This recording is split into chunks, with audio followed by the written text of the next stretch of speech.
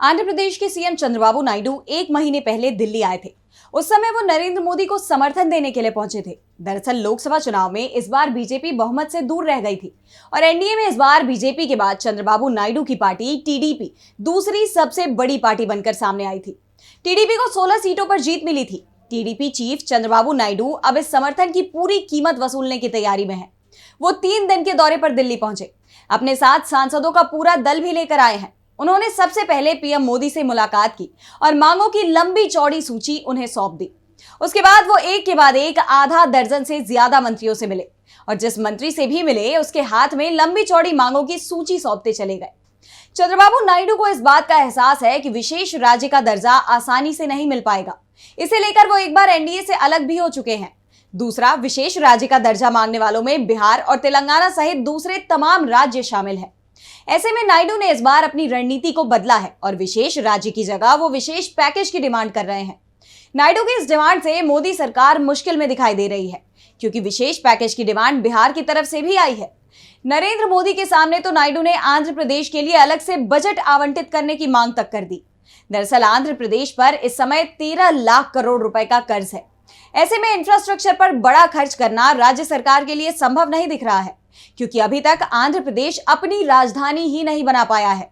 ऐसे में नायडू को केंद्र सरकार की मदद की सबसे ज्यादा जरूरत है। नायडू ने पीएम मोदी के साथ मीटिंग में लंबी डिमांड लिस्ट रखते हुए कहा कि पोलावरम सिंचाई परियोजना के लिए भी केंद्र रुके हुए फंड को जारी करे। इसके अलावा राज्य में सड़कों, बांध, पुलों, सिंचाई परियोजनाओं के तेजी से विकास के लिए उन्होंने अलग से पैकेज की भी मांग की है। नायडू ने बुंदेलखंड पैकेज की तर्ज पर राज्य के लिए अलग पैकेज मांगा है। पीएम मोदी से मिलने के बाद नायडू अमित शाह, नितिन गडकरी, शिवराज सिंह चौहान, पीयूष गोयल सहित आधा दर्जन से ज्यादा मंत्रियों से मिले और सभी को मांगों की लंबी चौड़ी लिस्ट थमाई। नितिन गडकरी से मीटिंग करते हुए उन्होंने राज्य में हाईवेज के विकास के लिए फंड मांग लिया। कई परियोजनाओं का रोडमैप भी नायडू ने नितिन गडकरी के सामने रख दिया। शिवराज सिंह चौहान से ग्रामीण विकास से जुड़ी कई परियोजनाओं को लेकर चर्चा की है। इसके अलावा पीयूष गोयल से भी उन्होंने राज्य में उद्योगों का विकास करने के लिए मदद मांगी है। इसके बाद नायडू बीजेपी अध्यक्ष और केंद्रीय स्वास्थ्य मंत्री जेपी नड्डा, केंद्रीय रक्षा मंत्री राजनाथ सिंह, शहरी विकास मंत्री हरदीप सिंह पुरी, वित्त मंत्री निर्मला सीतारमण, केंद्रीय मंत्री मनोहर लाल खट्टर, 16वें वित्त आयोग के अध्यक्ष अरविंद पनगड़िया से भी मुलाकात की और राज्य के विकास में सहयोग मांगा।